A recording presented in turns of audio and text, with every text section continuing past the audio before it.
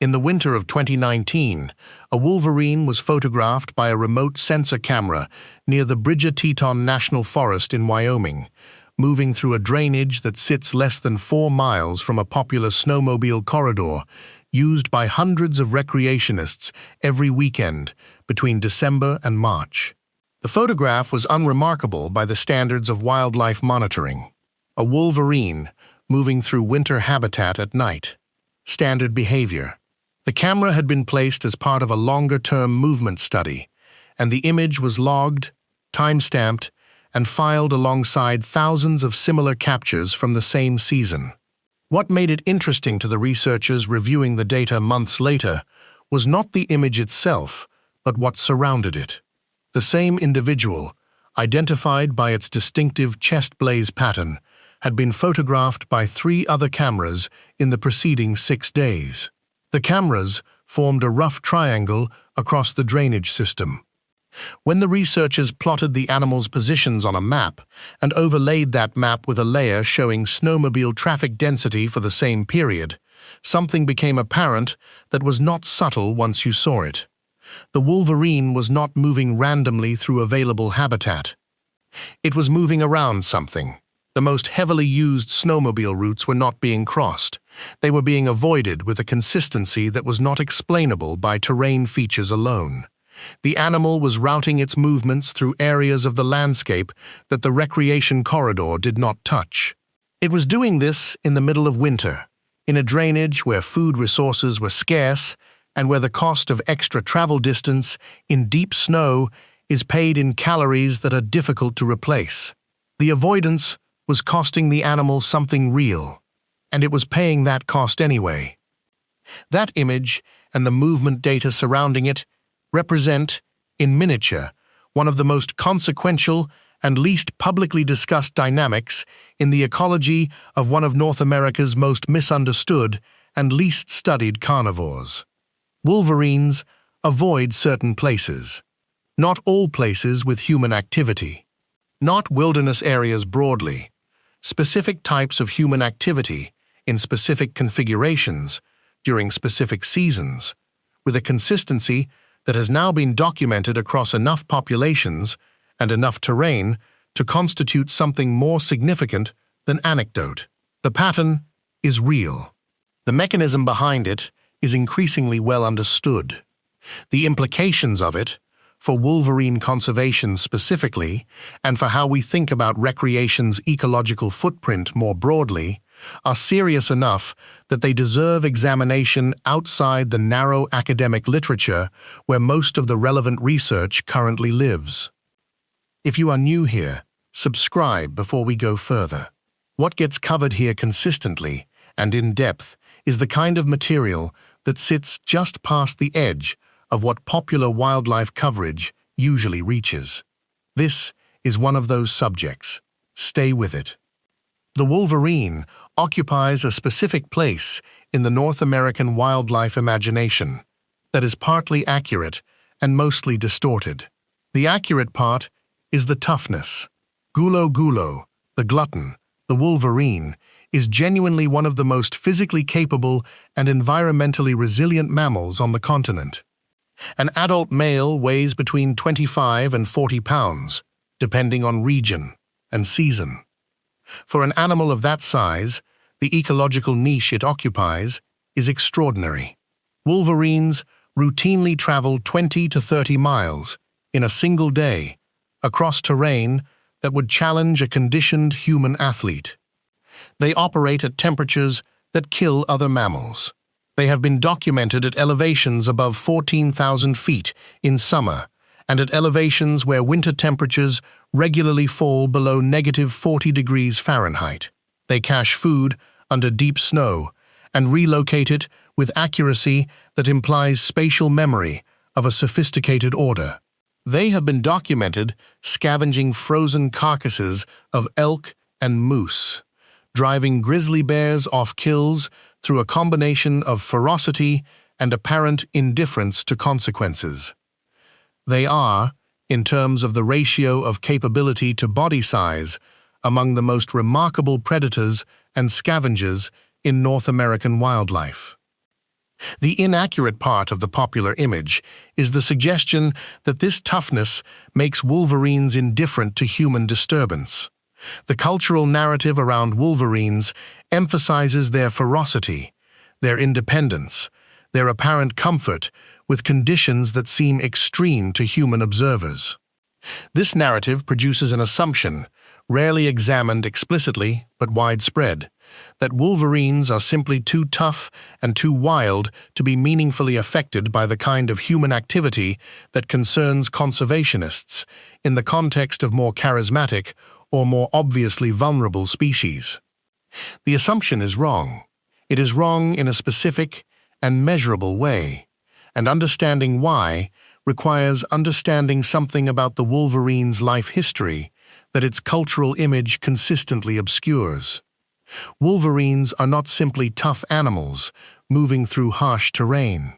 They are animals with extraordinarily sensitive reproductive requirements that are locked through deep evolutionary history to a very specific combination of environmental conditions. Female wolverines give birth in dens excavated beneath persistent spring snowpack, typically between late January and early April, depending on latitude and elevation. The den is not a simple shelter. It is a specific structure built within snow that is deep enough, dense enough, and stable enough to persist through the temperature fluctuations of late winter and early spring. The kits, usually 2 or 3, are born altricial, meaning they are helpless at birth, hairless, and entirely dependent on the den's thermal stability for survival through their first weeks. The female will typically create a tunnel system within the snowpack with multiple chambers that provides insulation and protection through a period when ambient temperatures outside the den can swing by 50 degrees Fahrenheit between night and day. The structural integrity of the snowpack den is not incidental to wolverine reproduction. It is the foundation of it. If the snowpack fails before the kits are old enough to leave the den, the kits die. This reproductive requirement has several consequences that are critical to understanding why wolverines are distributed the way they are across the North American landscape. First, wolverines can only successfully reproduce in areas that receive deep, stable snowpack that persists late enough into spring to shelter developing kits through their period of maximum vulnerability, which typically runs from late January through late April. This restricts successful wolverine reproduction, with high confidence, to areas above roughly 5,000 feet elevation in the contiguous United States, to northern boreal and subalpine forest zones in Canada, and to specific coastal and interior ranges in the Pacific Northwest and northern Rocky Mountains. Second, because the reproductive requirement is so specific and so physically demanding, wolverines are extremely sensitive to any disruption of the denning environment during the period when dens are active. The female is nursing, keeping kits warm, making repeated food caching and retrieval trips from a fixed location, and managing a den structure that requires physical maintenance. She is doing all of this while keeping her caloric intake high enough to support milk production and her own maintenance in an environment where food acquisition is energetically costly. She is, during this period, simultaneously at her most energetically constrained and her most behaviorally vulnerable, because leaving the den to avoid a disturbance source is not cost-free when kits are inside it. The third consequence is the one most directly relevant to the question of wolverine avoidance of recreation areas, and it is the one that took researchers the longest to document clearly because it required long-term individual tracking data that was difficult and expensive to collect. Wolverines are not simply avoiding recreation areas in winter. They are making specific, costed behavioral decisions about the relationship between their denning locations and recreation infrastructure, and those decisions are playing out at scales that require GPS telemetry data to detect. The avoidance behavior is not always visible on the surface. A wolverine might be present in a drainage that contains a recreation corridor. It might be photographed near that corridor. But if you track it through the denning season with high-resolution location data, you find that its den and its movement patterns immediately around the den during the sensitive period show a spatial relationship to the recreation corridor that is not random and is not explained by terrain features alone. The dens cluster at the far end of home ranges from high-use recreation routes. The movement patterns during the denning period show increased directionality away from the recreation infrastructure. The animals are not absent. They are present, but organized around the recreation footprint in a way that only becomes visible when you have the data to see it. The research that has made this visible most clearly comes from a set of studies conducted across wolverine populations in the contiguous United States between roughly 2000 and the present. The Glacier National Park Wolverine Project, running continuously since the 1990s and producing one of the longest individual-level wolverine datasets in the world, has generated the foundational data for understanding wolverine denning behavior and its relationship to disturbance. Research conducted in the Greater Yellowstone ecosystem, in the Wind River Range of Wyoming, in the Bob Marshall Wilderness Complex, and in the Cascades of Washington and Oregon has produced regional datasets that, when examined together, reveal a pattern that is consistent enough across geographic and ecological contexts to be taken seriously as a general feature of wolverine behavior, rather than a local peculiarity.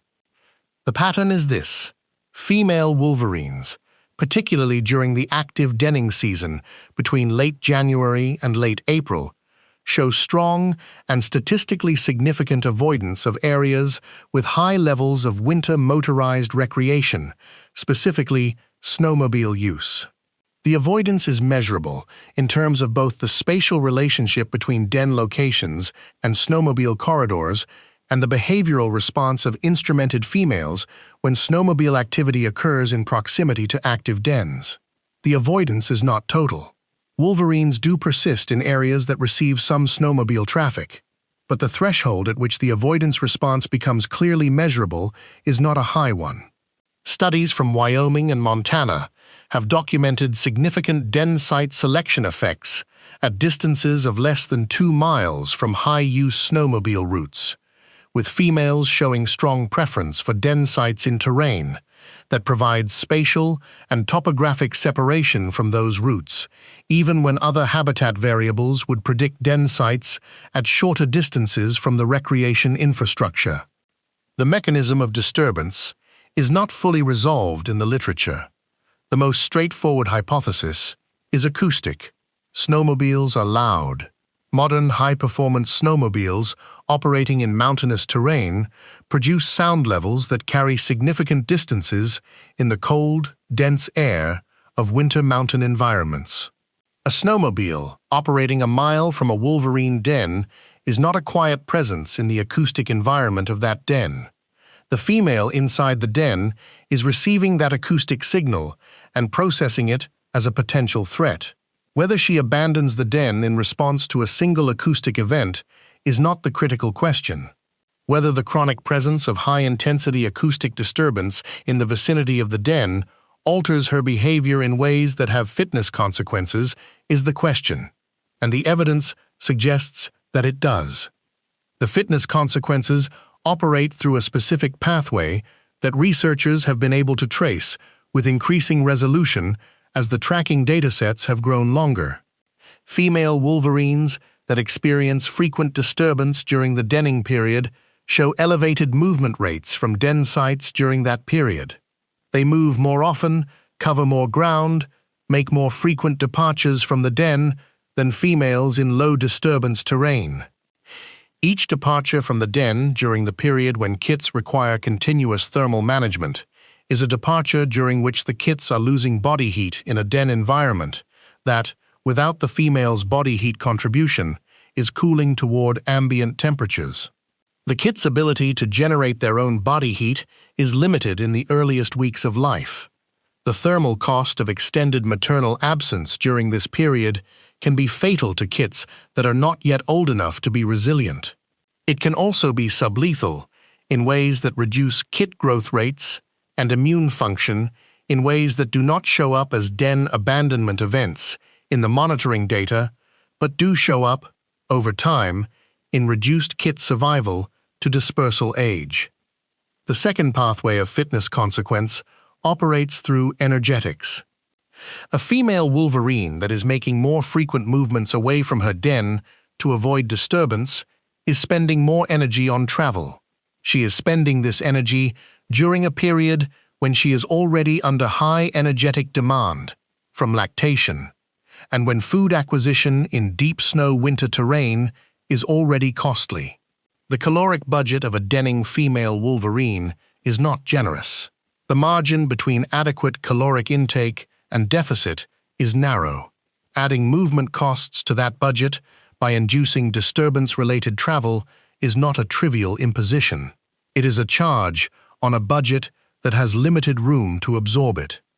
Studies that have compared the body condition of female wolverines with kits in high disturbance versus low disturbance areas have found differences that, while not always statistically significant in individual comparisons due to small sample sizes, trend consistently in the direction that the energetics hypothesis predicts. The third pathway is den site selection itself, and it is arguably the most consequential because it operates prospectively rather than within a single denning season. Wolverines, like most long-lived mammals with complex spatial knowledge of their home ranges, show strong fidelity to successful den sites across years. A female that raised kits successfully in a given location in a given year will often return to the same drainage, sometimes the same specific den site, in subsequent years. This fidelity is adaptive in the sense that a site that worked once, that provided adequate snowpack depth and stability, adequate food access, adequate security from disturbance, is a site whose quality has been empirically verified by successful reproduction. But when a site's quality is degraded by increasing recreation pressure that was not present in the years that established the fidelity, the female's site fidelity becomes a liability. She returns to a site that is no longer as good as it was when she chose it. If the recreation pressure has crossed the threshold at which it produces measurable disturbance effects, she is denning in suboptimal conditions because her fidelity is anchoring her to a quality assessment that is no longer accurate. This is one of the ways in which the expansion of recreation infrastructure into wolverine habitat operates on a time lag that makes its effects difficult to detect and easy to underestimate. The female's site fidelity means that the behavioral consequences of recreation expansion may not be fully expressed until the animals that established site fidelity before the expansion fail to reproduce successfully enough to maintain local population density. By the time that signal is detectable in population data, the dynamic producing it has been operating for potentially a decade or more. The time lag between the recreation expansion that degrades habitat quality and the population-level consequence of that degradation is long enough that the causal connection is not obvious to observers who are not looking at it through the lens of individual-level behavioral data and multi-year demographic tracking. The snowmobile question has received the most research attention because snowmobiling is the winter recreation activity with the most direct and intense acoustic and physical presence in wolverine denning habitat. But it is not the only recreation activity that the movement data implicates in wolverine habitat use decisions. Backcountry skiing and ski touring, activities that are generally perceived as low impact because they are human-powered and non-motorized, show up in the wolverine movement literature in ways that are more nuanced and in some respects more disturbing than the snowmobile findings, because the backcountry skiing community has generally assumed that its activities fall below the threshold of ecological concern that applies to motorized recreation. The assumption is not entirely wrong.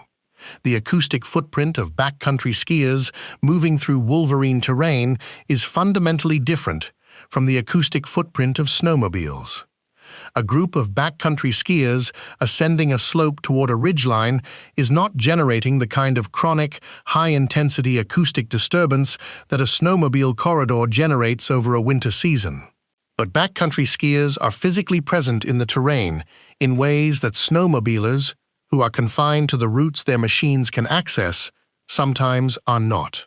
The terrain that backcountry skiers prefer, steep, north-facing aspects with reliable snowpack, high-elevation couloirs and bowls with consistent snow quality, is the terrain that Wolverines preferentially use for denning. Not because Wolverines are following ski terrain for any direct reason, but because the physical and hydrological features that produce good ski terrain and the physical and hydrological features that produce good Wolverine denning habitat are often the same features. Deep, stable, late-lying snowpack, steep terrain that accumulates wind-loaded snow, north-facing aspects with reduced solar exposure.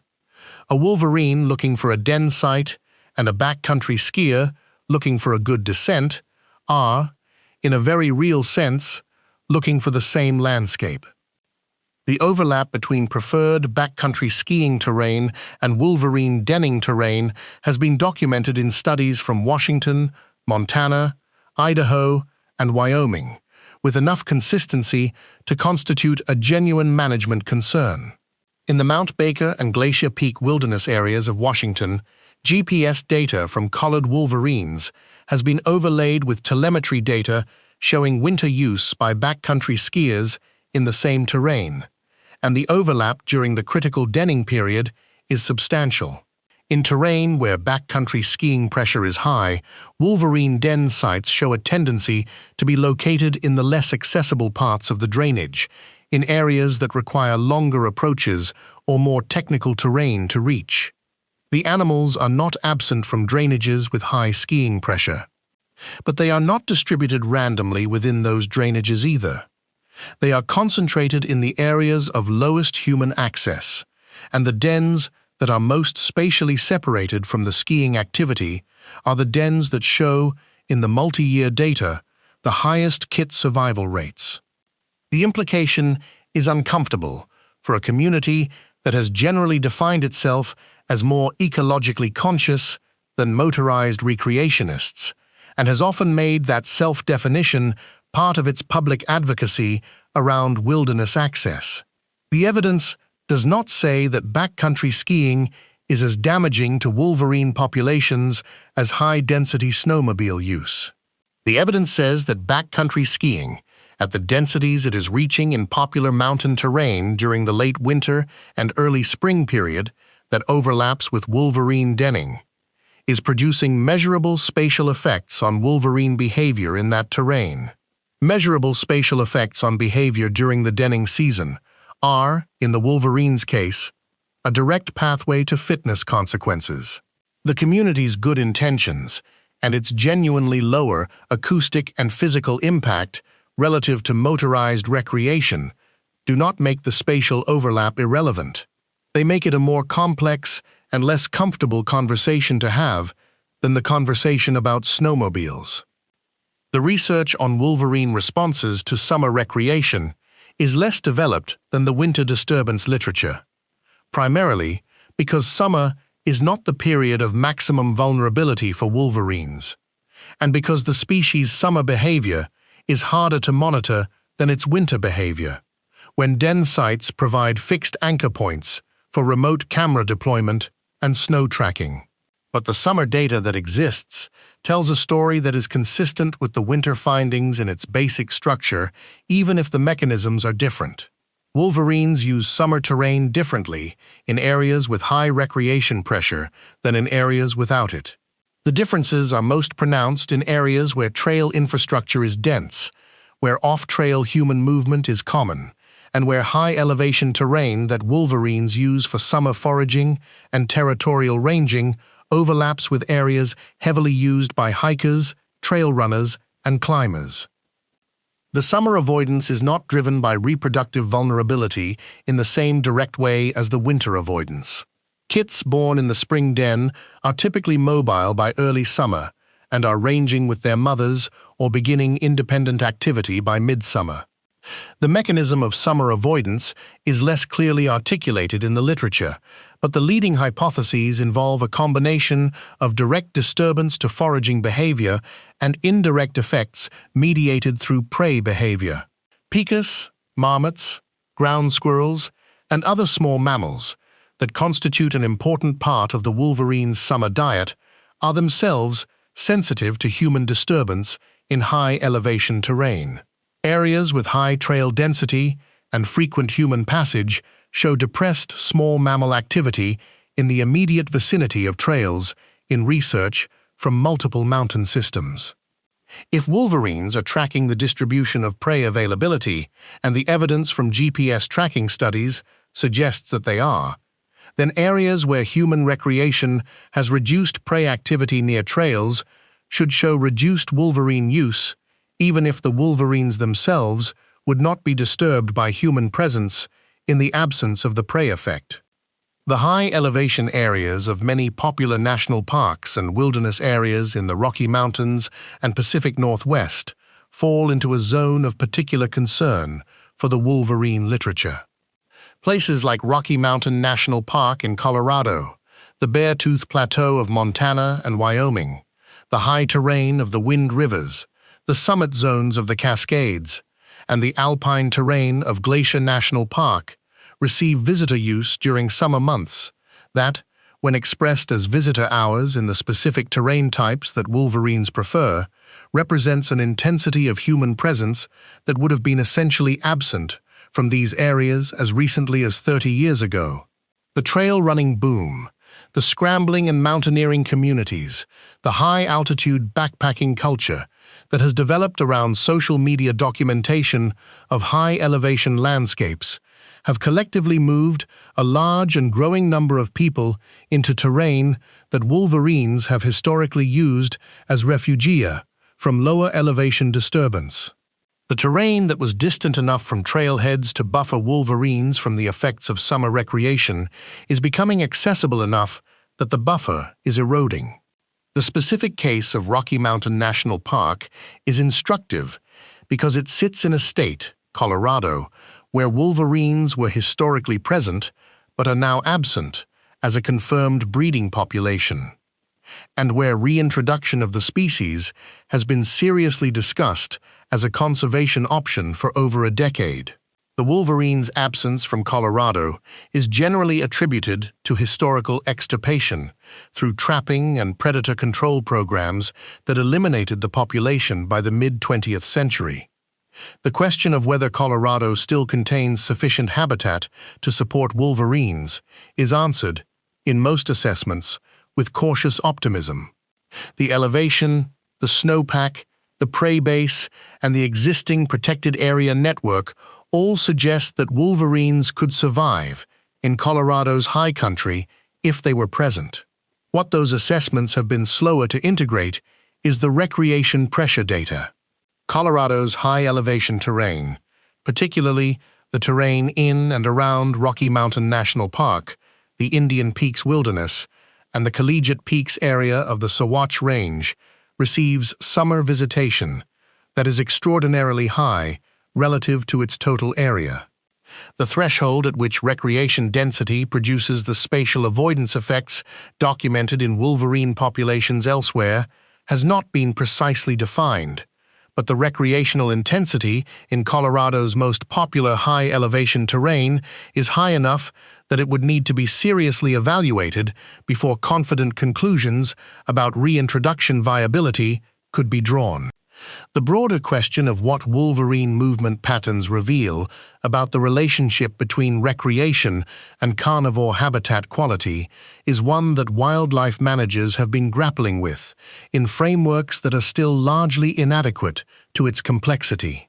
The traditional protected area model, which designates zones of protection and assumes that the protection is effective because mechanized access and resource extraction are restricted, was not designed with the behavioral sensitivity of wolverines and animals with similarly specific disturbance thresholds in mind. A wilderness designation that prevents snowmobiles but does not address the exponentially growing density of human-powered winter recreation in preferred wolverine denning terrain is providing protection that is partial in a way that the designation's designers did not anticipate and that its current administrators often do not acknowledge. The voluntary seasonal closure model that some land management agencies have begun implementing represents an attempt to address this gap. Under this model, specific drainages or terrain units that have been identified as high-value wolverine denning areas through camera monitoring or GPS telemetry data receive voluntary closure recommendations for human entry during the denning period. The Forest Service has implemented versions of this approach in portions of the Greater Yellowstone ecosystem and in some units of the Bridger-Teton and Shoshone National Forests. The closures are not uniform in their implementation, their communication, or their compliance rates, and the voluntary nature of most of them means that their effectiveness depends on recreationists knowing they exist and choosing to respect them.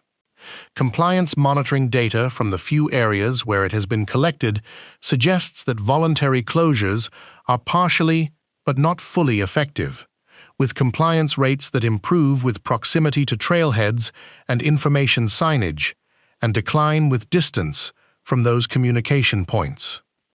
The mandatory closure model, which would restrict human entry into designated wolverine denning areas during the sensitive period as a matter of enforceable regulation rather than voluntary guideline, has been proposed by wolverine researchers and advocates in several western states and has generally encountered strong opposition from recreation communities and their political representatives. The opposition reflects a genuine tension between conservation objectives and recreation access that does not have an easy resolution.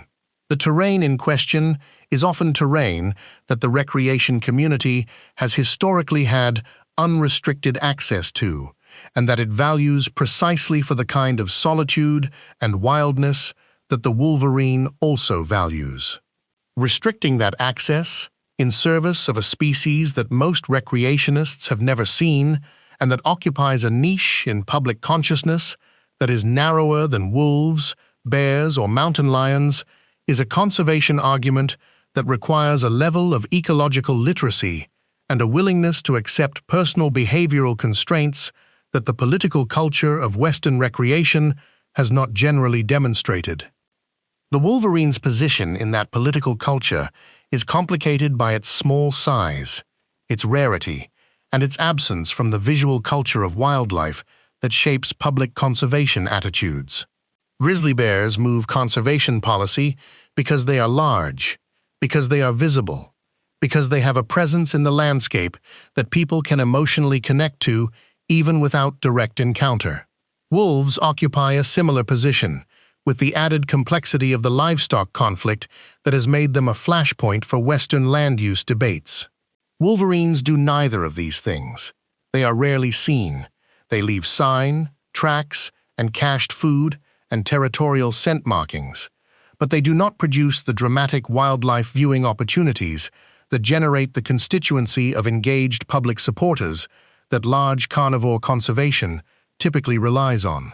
The researchers who study them are among the most dedicated and knowledgeable wildlife scientists working in North American conservation. The public that would need to absorb and act on the implications of the research is largely unaware that it exists. The climate change layer of the wolverine story adds a dimension of urgency that makes the recreation disturbance issue more rather than less important, because it constrains the adaptive options available to a species that is already living at the edge of the landscape it needs.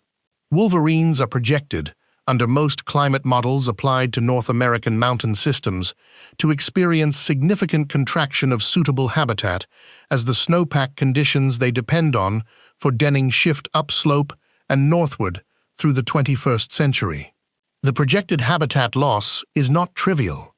Models consistently project that the contiguous United States will retain only a fraction of its current climatically suitable wolverine habitat by 2050 under mid-range warming scenarios.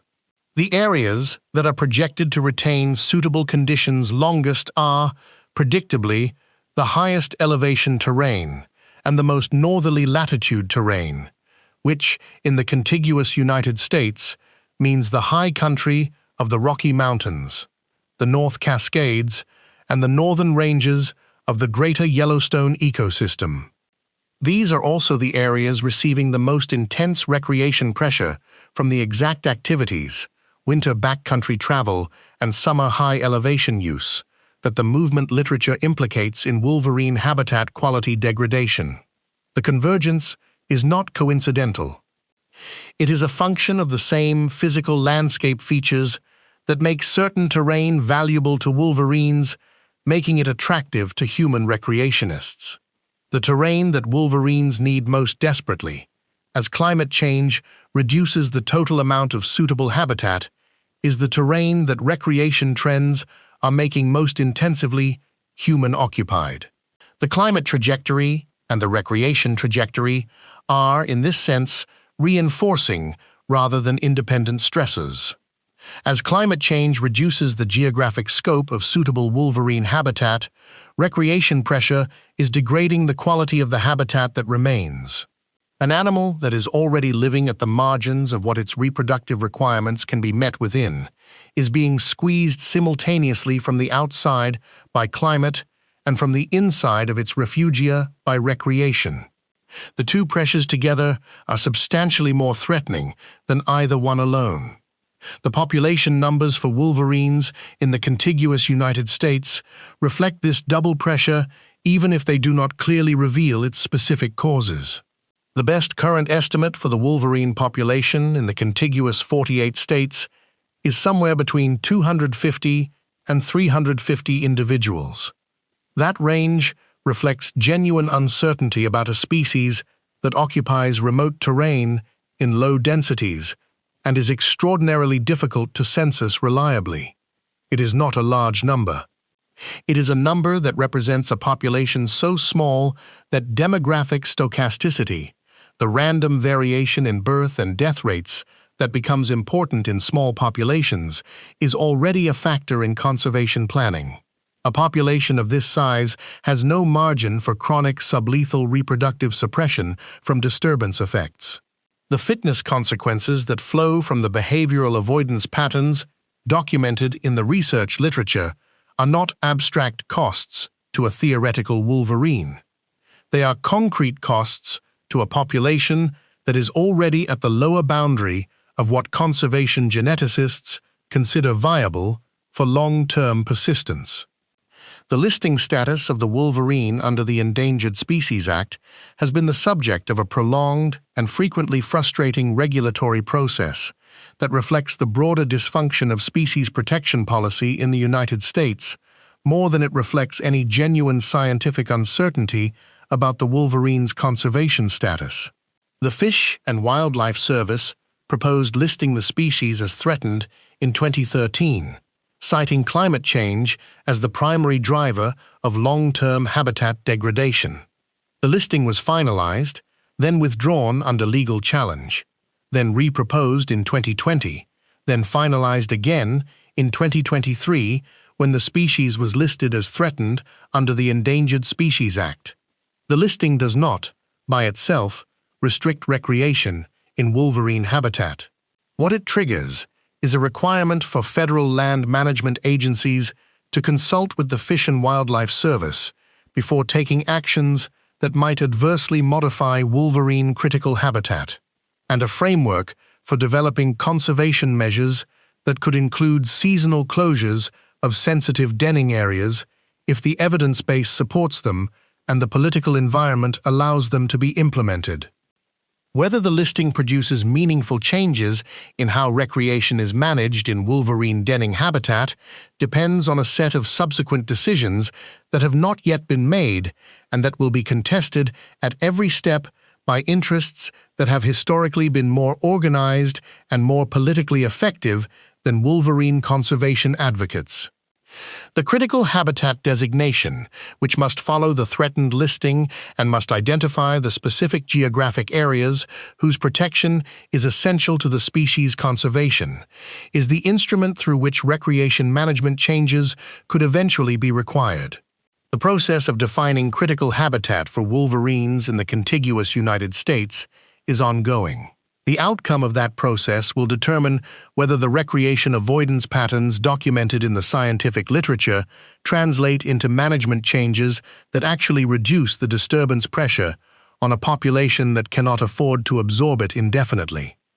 The management conversation that needs to happen is one that the recreation industry, the land management agencies, and the wolverine research community are all, in their respective ways, not yet having with sufficient frankness.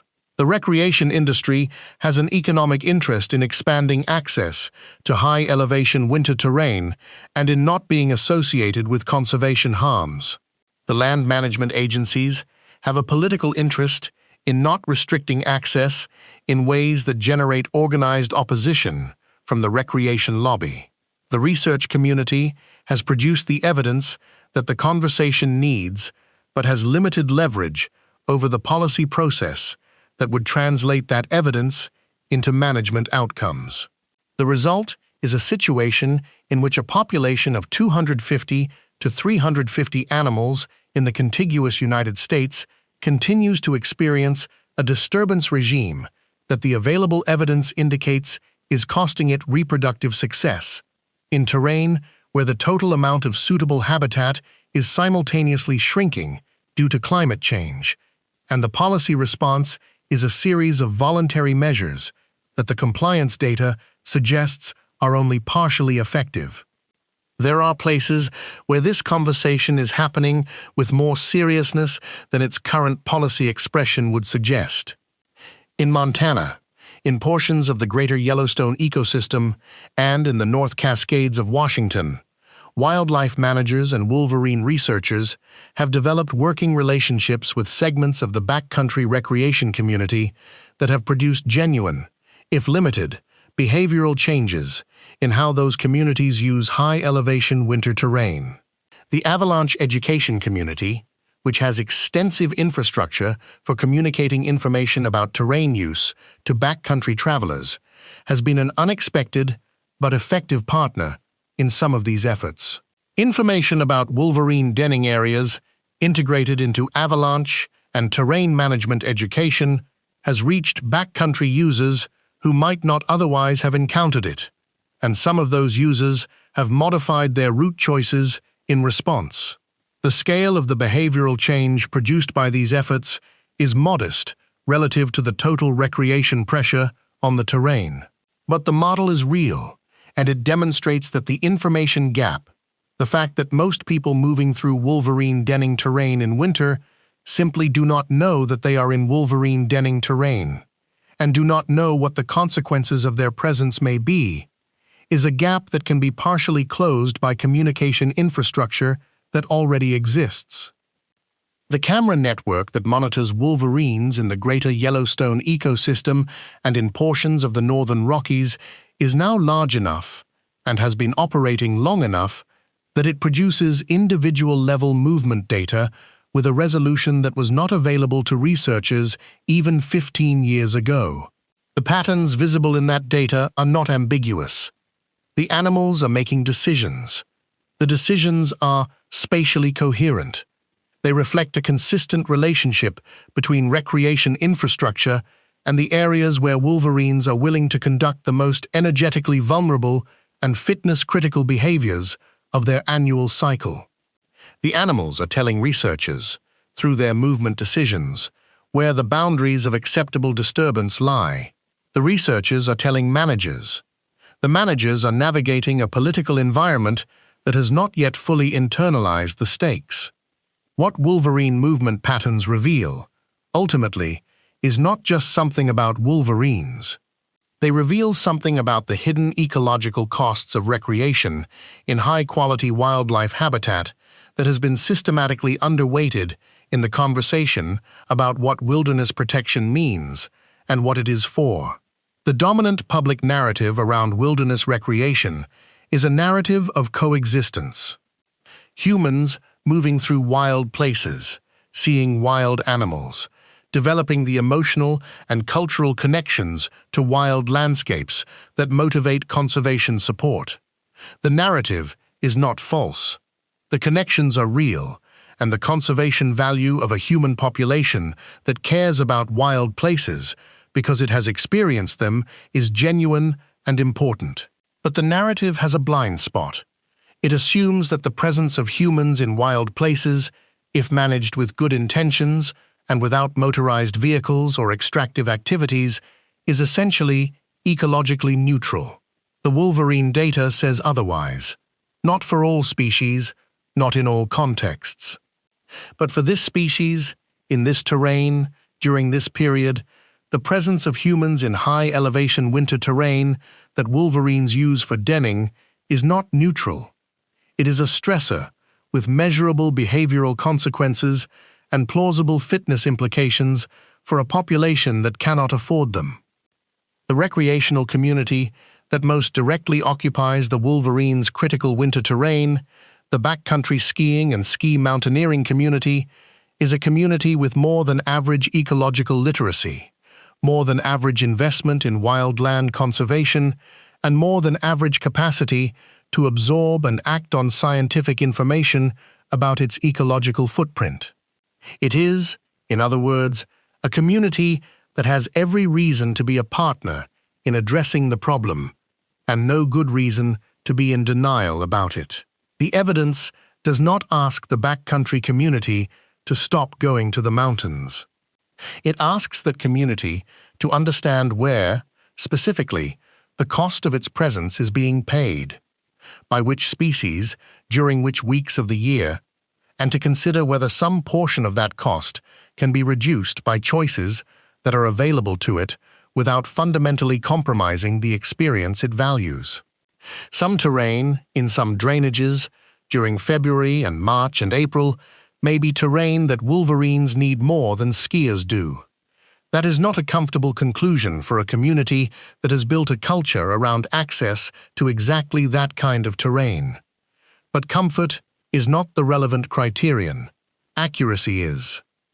And the data is becoming accurate enough to say it clearly. The management tools available to address wolverine disturbance from recreation are not exotic or unprecedented. Seasonal closure of critical wolverine denning terrain has precedent in the management of multiple sensitive species in North American protected areas. Peregrine falcon nesting cliffs are seasonally closed to rock climbers in dozens of national parks and wilderness areas. Bald eagle nesting areas carry buffer zones that restrict aircraft and human approach during the nesting season. Grizzly bear feeding areas are subject to seasonal closures in parts of the greater Yellowstone ecosystem. The precedent for restricting human activity in specific terrain during specific seasons to protect wildlife at critical life history stages is well established in American land management practice. Applying it to wolverine denning terrain in the contiguous United States would be consistent with that precedent. The barrier is not legal or conceptual. It is political. The recreation lobby is more organized than the wolverine conservation community in most of the jurisdictions where the decision matters. This is not a permanent feature of the landscape. It is a condition that could change as the evidence base grows, as the listing proceeds, and as the recreation community itself becomes better informed about the nature and magnitude of its footprint in wolverine denning terrain. The wolverine photographed in that Wyoming drainage in the winter of 2019, routing its movements around the snowmobile corridor at a caloric cost it could not easily afford, was not making a political statement. It was making a survival calculation.